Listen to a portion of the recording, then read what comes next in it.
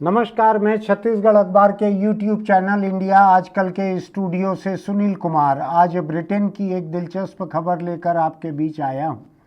हर दिलचस्प खबर हमेशा अच्छी नहीं रहती, कुछ तकलीफ दे भी रहती हैं लेकिन दिलचस्प रहती हैं। उनसे हमको कई चीज़ें जानने, सीखने, समझने मिलती हैं। ऐसी ही एक खबर है वहाँ से। सत्तारूढ़ पार्टी जिसके मुखिया प्राइम मिनिस्टर वहाँ के ऋषि सुनक,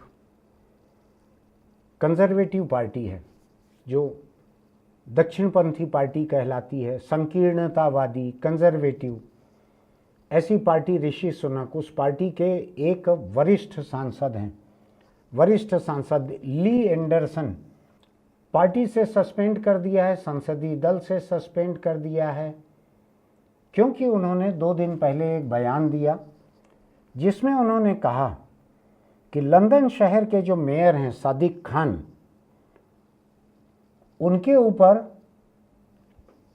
इस्लामिस्ट दकियानूसी लोगों का कब्जा है। उन्होंने कहा Islamist had got control of the mayor of London Sadiq Khan. बड़े लोकप्रिय मेयर हैं सादिक खान, और दुनिया भर के मुद्दों को लेकर जो ब्रिटेन के बाहर के भी, लंदन के बाहर के, ब्रिटेन के बाहर के मुद्दे हैं, उनको लेकर भी जब लंदन में कोई रैली निकलती है, जनसभा होती है, रैली निकलती है, सादिक खान ऐसे किसी एक रैली का मुझको याद है 10 लाख लोग शामिल हुए थे। लंदन के उस रैली में 10 लाख लोग शामिल हुए थे। मुद्दा क्या था मुझको याद नहीं है, लेकिन शायद ब्रिटेन के बाहर का कोई मुद्दा था।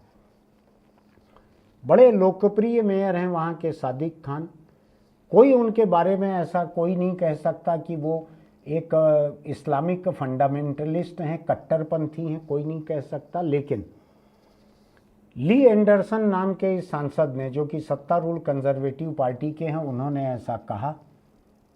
इसके बारे में जवाब देते हुए सादिक खान ने कहा कि मुस्लिमों के खिलाफ जो नफरत लोगों के बीच में, कुछ लोगों के बीच फैली हुई है, उसमें ली एंडरसन ने पेट्रोल डाल दिया है। और सादिक खान ने कहा कि कंजर्वेटिव पार्टी के एक वरिष्ठ सांसद ने जब मेरे खिलाफ ऐसी नफरती बात कही है, इस्लाम से नफरत, इस्लाम के खिलाफ दहशत फैलाने की ऐसी बात कही है, उस वक्त भी उनके पार्टी के मुखिया और प्रधानमंत्री ऋषि सुनक ये चुप हैं। सादिक खान ने कहा उनकी चुप्पी कान फाड़ दे रही है। There silence is deafening. चुप्पी ऐसी है कि कान फाड़ दे रही है। कुछ नहीं कहा है प्रधानमंत्री ने अभी तक। प्रधानमंत्री वहाँ के ऋषि सुनक कौन है आपको मालूम है ना? हिंदुस्तान के जो कंप्यूटर कारोबार के एक सबसे प्रमुख व्यक्ति हैं, नारायण मूर्ति, उनके दामाद हैं वो ऋषि सुनक। तो मैं इस घटना पर आ रहा हूँ कि कंजर्वेटिव पार्टी के एक सांसद ने ऐसा बयान दिया लंदन के मेयर के खिलाफ। पार्टी कंजर्वेटिव है, दकियानूसी, संकीर्णतावादी, दक्षिणपंथी पार्टी है, बहुत प्रोग्रेसिव नहीं है, लेकिन उस पार्टी को भी ये कार्रवाई करनी पड़ी। संसद में उनके जो सचेतक हैं, उन्होंने घोषणा की पार्टी से सस्पेंड करने की एंडरसन को। और ली एंडरसन ने कहा कि मैं जानता हूं कि मेरे बयान से प्रधानमंत्री और हमारे पार्टी के सचेतक, इन दोनों के लिए एक मुश्किल खड़ी हो गई है। मैंने उनके लिए एक मुश्किल खड़ी कर दी है, मैं जानता हूं इस बात को। लेकिन फिर भी मैं चाहे किसी भी धर्म के भीतर का कट्टरपंथ हो, एक्सट्रीमिज्म, अतिवादी लोग चाहे किसी भी धर्म के हों, मैं इनके खिलाफ बोलना जारी रखूंगा। अपना बयान उन्होंने वापस नहीं लिया है। मैं थोड़ा सा और पहले जाना चाहता हूँ। हिंदुस्तान का लोकतंत्र जो है, इसको कहा जाता है कि ब्रिटिश संसदीय व्यवस्था पे ढला हुआ है। चूँकि अंग्रेज़ों ने ही यहाँ राज किया था, हमने सबसे पहले उन्हीं को देखा, सबसे ज़्यादा उन्हीं को देखा। हिंदुस्तान के नेता जो थे, ये भी अगर ब्रिटेन जाते थे तो ब्रिटिश पार्लियामेंट को देखते थे। आपको एक दिलचस्प बात बताता हूँ कि हिंदुस्तान के सुप्रीम कोर्ट के जो फैसले रहते थे, उनकी सुनवाई, उसके खिलाफ सुनवाई लंदन में होती थी, शायद हाउस ऑफ लॉर्ड्स में होती थी, कहीं होती थी सुनवाई उनकी। ऐसा रिश्ता था हिंदुस्तान का ब्रिटेन के साथ। भले वो मालिक था, यहाँ हिंदुस्तानी गुलाम थे, लेकिन मास्टर स्लेव के बीच भी ऐसा रिश्ता था। इन्हीं रिश्तों के चलते हुए भारत की संसदीय व्यवस्था को ब्रिटिश संसदीय व्यवस्था की तरह ढाला गया था। अब ये बात समझने की ज़रूरत है कि वहाँ पर परंपराएं ऐसी कायम हैं कि अगर कोई ऐसा सोच समझ के बोल दे या किसी के मुंह से गलत निकल जाए, पार्टी उसके ऊपर कार्रवाई करती है। ये लेबर पार्टी नहीं है जो कि मजदूरों की प्रोग्रेसिव उदारवादी पार्टी हो, वैसी लेबर पार्टी नहीं है ये दूसरी और पार्टियां भी नहीं है जो कि कम कंजर्वेटिव, कम दकियानूसी पार्टियां हो। ये पर्याप्त कट्टर पार्टी है ये ऋषि सुनक की कंजर्वेटिव पार्टी। नाम ही कंजर्वेटिव है, छुपाते नहीं हैं इस बात को। हिंदुस्तान को अगर हम देखें तो यहाँ कितने सांसद ऐसे हैं, कितने विधायक ऐसे हैं जो भड़काने वाली बातें करते हैं, सांप्रदायिकता की बातें करते हैं, हिंसा के फतवे देते हैं। कितने हैं, कितने हैं, काट डालो, मार डालो। कितने लोग इस बात को नहीं करते हैं यहाँ पे। मैं भी किसी पार्टी के ऊपर जाना नहीं चाहता हूँ, लेकिन मैं ये गिनाना चाहता हूँ कि हिंदुस्तान की राजनीति जो कहने के लिए तो ब्रिटिश संसदीय व्यवस्था के अनुरूप ढालकर बनाई गई है, हमारी संसदीय व्यवस्था, मूल्यों का कितना पतन हो गया है यहाँ पर।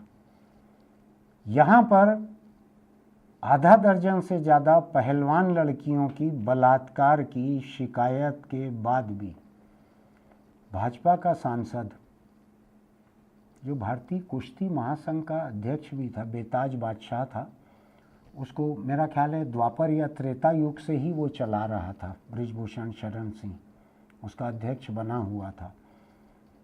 जब राम वन गमन हुआ होगा तब भी भारतीय कुश्ती महासंघ का अध्यक्ष जो है बृजभूषण शरण सिंह ही था।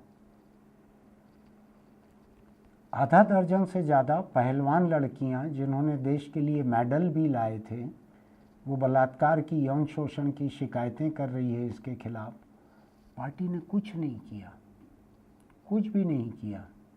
मेरी जानकारी में, मेरी याददाश्त में तो भाजपा ने बृजभूषण शरण सिंह को एक नोटिस भी जारी नहीं किया था।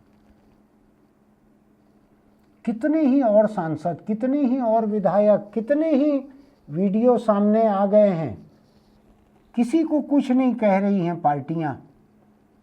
भड़काने की बात करते हैं, हिंसा की बात करते हैं, बलात्कार की धमकी देते हैं, फतवे देते हैं, धार्मिक उन्माद पैदा करते हैं, नफरत पैदा करते हैं। इस देश का सुप्रीम कोर्ट आदेश पर आदेश, आदेश पर आदेश, जैसा वो एक है ना, तारीख पे तारीख, तारीख पे तारीख, ऐसा सुप्रीम कोर्ट है इस देश का।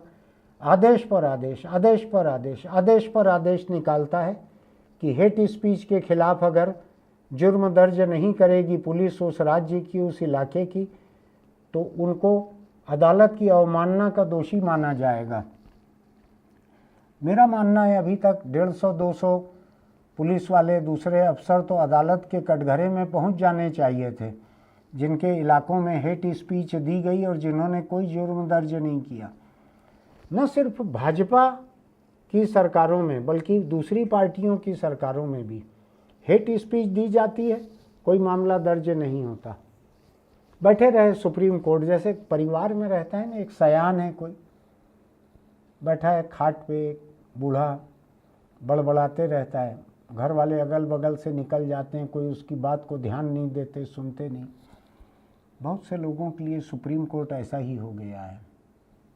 ये सुप्रीम कोर्ट को खुद के बारे में सोचना चाहिए कि क्या वो किसी घरेलू परिवार में ऐसे खाट पे बैठा हुआ, खांसता हुआ ऐसा बूढ़ा इंसान है जिसकी बात को सभी लोग अनसुना कर रहे हैं, वो केवल अपनी मौत का इंतजार करते बैठा है।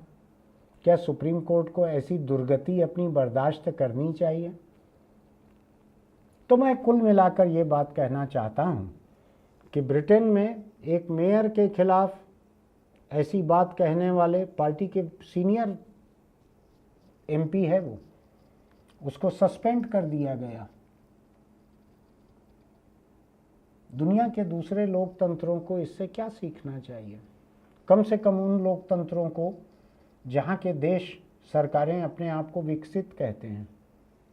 मुझको ऐसा ध्यान पड़ता है, मनमोहन सिंह प्रधानमंत्री थे, उस समय से ही इस देश को विकासशील देश के बजाय विकसित देश कहा गया था।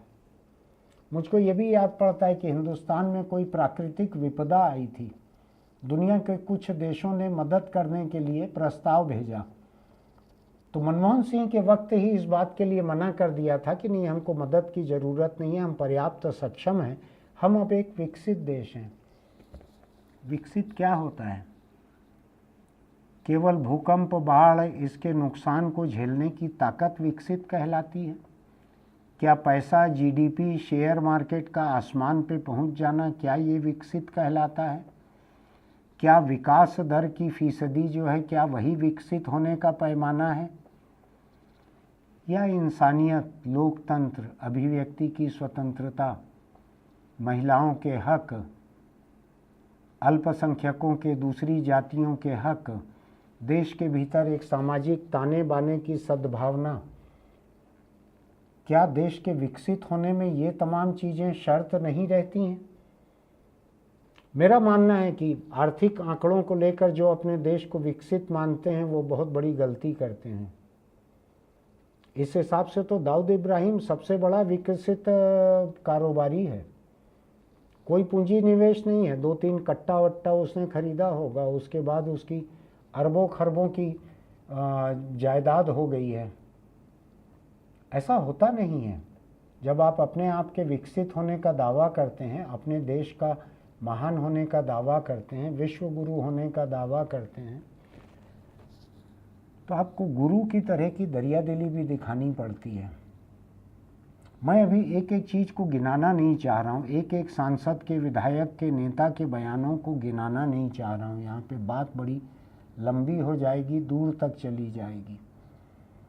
लोग याद करके देखें कि कौन कौन से सांसद, विधायक, किस पार्टी के कौन से नेता, उन्होंने नफरत की, हिंसा की कौन कौन सी बातें कही है, कौन कौन से फतवे दिए हैं, उसके ऊपर उनकी पार्टी ने क्या कर लिया, सरकार ने क्या कर लिया, पुलिस ने क्या कर लिया, अदालत ने क्या कर लिया। सोच के देखिएगा, फिर सोच के देखिएगा कि जिन अंग्रेज़ों से हमने पार्लियामेंट्री डेमोक्रेसी का, संसदीय लोकतंत्र का ये मॉडल लिया है, क्या उनसे थोड़ा सा हमने जिम्मेदारी का एहसास भी लिया है लोकतंत्र के प्रति? थोड़ी सी जवाबदेही भी उनसे ली है क्या? कम से कम इस एक खबर के साथ जोड़कर आप देखिएगा। फिर मैं किसी और खबर को लेकर आपके बीच आऊँगा। तब तक अगर आपको हमारी ये बात अच्छी लगती है तो हमारे चैनल को सब्सक्राइब कीजिएगा, नोटिफिकेशन की बटन दबाइएगा, लाइक कीजिएगा, दोस्तों को भी इसके लिंक भेजिएगा। हो सकता है उनको उनकी जानी पहचानी चीज़ों को एक अलग नज़रिए से देखने का मौका मिलेगा। टिप्पणी कीजिएगा, आपको हमारी बात से सहमत हो असहमत हो, टिप्पणी कीजिएगा। चलते चलते एक छोटी सी अपील, सिगरेट, बीड़ी, गुटखा, तम्बाकू, इसका शौक़ अगर आप रखते हैं तो इसको छोड़ दीजिए। अभी मेरा एक कैंसर हॉस्पिटल जाना हुआ था 2 दिन पहले। मैं जो हालत वहाँ के देख के आया हूँ ना, जिस तरह से मुंह सिले हुए हैं, गाल काट दिए हैं, गला काट के फेंक दिया गया है, दांत निकाल के फेंक दिए गए हैं, मुंह बचा नहीं है, आईने में देखें तो खुद को नहीं पहचान पाएंगे। छत्तीसगढ़ में 24% कैंसर मरीज ओरल कैंसर, मुंह के कैंसर के हैं। लंग के अलग हैं, फेफड़े के कैंसर वाले अलग हैं। सिगरेट, बीड़ी, गुटखा, तम्बाकू जैसी चीज़ें जो हैं, ये जिम्मेदार हैं छत्तीसगढ़ के हर चौथे मरीज के मुंह के कैंसर के लिए। और इससे परे के आंकड़े हैं फेफड़े के कैंसर के, वो अभी मेरे पास नहीं है। आप सोच के देखिएगा, आप अपने परिवार के एक जिंदा सदस्य रहना चाहते हैं या कैंसर हॉस्पिटल का एक आंकड़ा रहना चाहते हैं? सोचिएगा।